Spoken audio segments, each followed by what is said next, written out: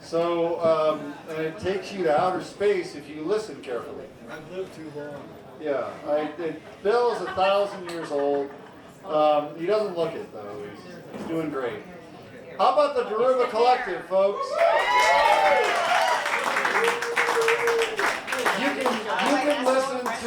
You can listen to music in this town or around the world or anywhere, and there's something about Dhoruba's drumming that's just totally unique. This dude is something else, and Josiah is a perfect partner with him. And doesn't this work? You know, you don't always need a vocalist. Now, maybe some of you don't have a lot of jazz albums at home, but I got 200 albums at home that don't have lyrics. And these guys show you how to do it. It's incredible to have a true jazz instrumental band just light the place on fire. I know, Bill. I go on and on and on. But I do need to ask you all something real quick. Normally the role we play is that Bill's the bad cop and I'm the good cop, and I owe you guys an apology because I did not very politely say before the show started to please shut the fuck up. So I try to be very polite about that, but we do pride ourselves in being a listening room, and Bill did have to kind of lay down the law a little bit. Please do not talk over the music during the second set. Please. We pride ourselves on being a listening room, and the people that come here regularly expect for folks to not talk over the music. It's kind of like going to a movie or something. You know, there's certain settings where you don't talk for a while, and you can do it. I know you can do it. So please respect the musicians, the venue, but most importantly, the people immediately around you who came to listen to the music. Okay, so that done. Thank you all very much. It's been a wonderful, wonderful night for this amazing band. And Bill, you're going to have to come over here. The microphone won't. So you're going to have to go around the spaceship. Watch out for the alien. Right. It'll suck you in, and then the next thing you know, you're in Mars. It's really weird. All right, so the owner of the place is Bill Christman, and he built this place from scratch with his bare hands. Thank you, Bill. Thank you, Bill. And he's going to introduce somebody. Okay. John, thank you. You're welcome. Okay, so if I did rag anybody too hard about talking, it was for your own good. So at any rate, my next guest on the Merv Griffin show here is Matt Freeman, who's a poet from University City, and I've known Matt for I don't know, maybe 5 or 6 or 8 years or something like that.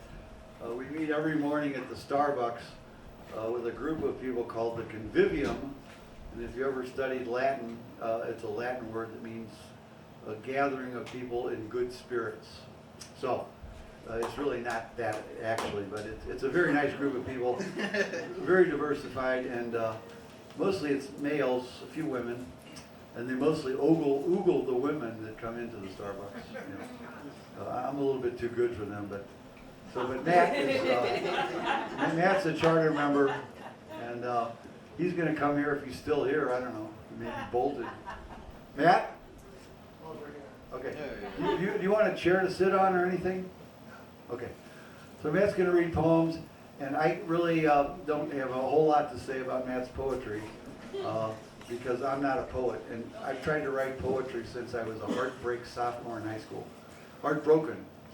school, and it was just absolutely pathetic shit. And, so I admire anybody who can take the English language and take it into something else. It's kind of like word jazz, I think. And if Matt wants to say anything about what he's going to do or read, he's read his poetry hundreds, if not thousands of times. So he's a pro, and give him your fullest attention.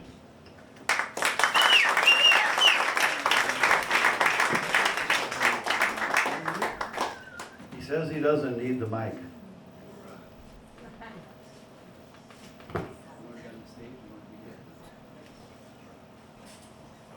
Let's hear it for Matt Freeman. Nice. I'm gonna try not to fall. Good idea. Hello, yeah. I hope these don't depress you. I thought I'd read some new poems, and I had this old book. I thought I'd read my favorite poem out of it. The preface was written by one of my first doctors, and he just recently died, and so it got me to thinking about it. And a lot of times I'll start off a reading with a self-deprecating joke, but the last time I did that, a friend took me aside and said, "Don't tell self-deprecating jokes on stage. People are going to do that behind your back anyway." And there's some characters in these that Bill knows. The first one's called On the Steps. Adam the jeweler and I were sitting outside Starbucks listening to the beautiful music of an old rock legend around whom many people had passed. "Do you think he was jinxed?" I asked. "Typically wise," Adam responded. "Aren't we all?" "Look, I'm trying to create a classification here. All sense and ready are exterior. They had me see a shrink at NYU because of my voracious drinking. And right away I knew he was cool because we both smoked in his office. And once during a session, as I was going on and mentioned that my father liked to tell stories, he broke in and said, "So you're telling me you're a storyteller?"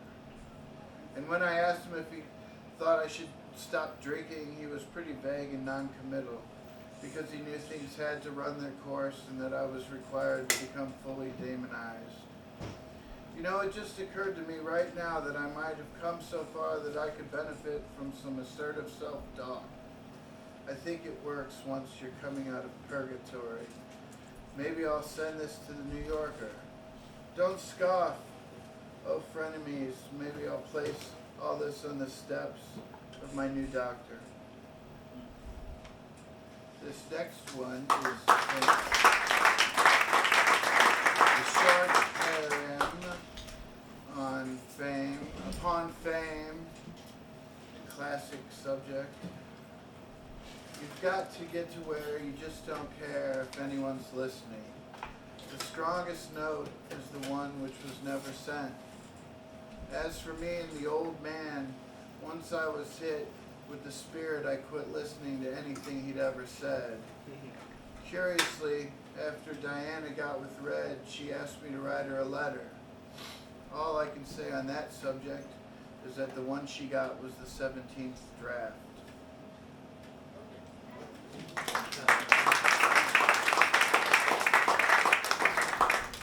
Maybe this next one's a jazz poem. It's called Proper Notes Only. Everything's new, everything's dead, now I'm back in time. I was going to save it for a tweet, but what the hell, I'll just come right out and say it. When I was playing my guitar outside this clothing store in Dutchtown and beautiful people were passing by and vibing me hard, they all had such bright eyes that I suddenly woke up. I wish I could explain how old I used to be and how cool I was in Dutchtown. I'm talking like Miles Davis or something. Later I was walking with great difficulty by the Tivoli because of my tight left calf, and a certain important phrase came in, but I can't relate it because I forgot it. Oh, mutability, none can stay. People are starting to ask me if I'm off my meds. You know how much I did while all along I was dead inside? Now I'm tripping again. After 20 years of compliance, thanks to Livingston and Bruckner who saw me at the inception. I am not, however, reading any Celtic mythology, and I'm pretty sure I'll still be able to use iams. Now I know that when Red was going on and on about NASCAR, it was actually a parable. God's going to hijack my stereo again. None of this, not one note, is accidental.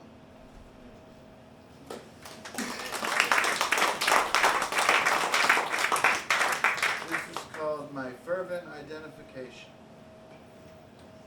What's a metaphor for making beautiful things which can everyone see? that's beautiful and also everything that's beautifully transpired. And sometimes it seems there's so much time, and at others just like look up at Saturn referring to you putting your bare feet into the sand the moment the elevator rattles and wakes you. So what if I were actually free and gave it all up and retired? I know, retired from what? And no one was screaming or demanding something I don't have to give. And I were somewhere where you become hyperbolic in the face of a crumbling constitution and a dissolving symbolic and say, I'm just a beatnik. I've always been a beatnik.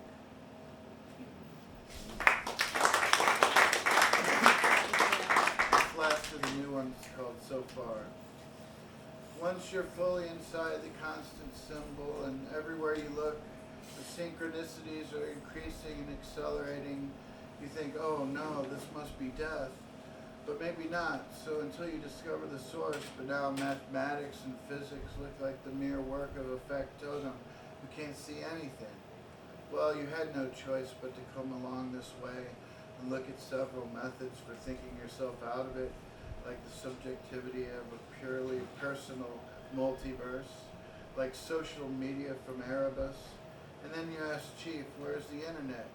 And he surprises you and says North or South Carolina or something, which is just a metaphor for something much deeper and scarier and immaterial, which involves truth and logic, deconstructed. And so you say one thing, and you think your childhood church is going to put a hit on you. Maybe one day I'll wake up and be alive, like that summer at Mizzou studying French and popping Xanax outside Shattered and then drinking and dancing all night and embrace all the forms so formerly thought to be so far apart.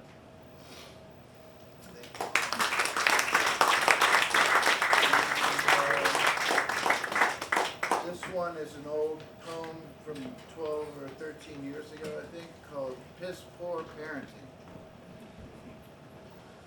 I always thought there was something I was missing, the joint in the park and the heaviness of the sigh. Wondering just won't do it anymore. So I talked to a friend who hates me over the fence, and I notice when he comes back, the book I'm reading lights up and his directions are changing. Didn't I cut a gallant charm? Wasn't I sad and beautiful? To be sex-starved, star-quilted, waving goodbye to the fascinated blackness where he was. He and all his intelligent people with nipples showing, exactly where we are not, unutterably and out of control, the budding but today irreparable, cutting the sky, anxious about not being anxious, the lowdown on language. I am changing the weather. This has been written, my bathos of beatitudes. Under the power he wants to deal. No more coinage, the devil got me from behind. The admissions counselors and human resources, stained glass leaving, belated or ill-formed discontinuity, tears all doorstep long. Please say I'm not turning into Bukowski. Please tell these exciting heroin addicts I dreamt I wasn't French. Please say Bells said I sweat like Orson Welles. Please thank my buddy Sean for waking me up out of a drunk sleep in my car on the parking lot so I could take the ACT. Please thank God for my expulsion. Please say these poems are not about nothing. Thank you.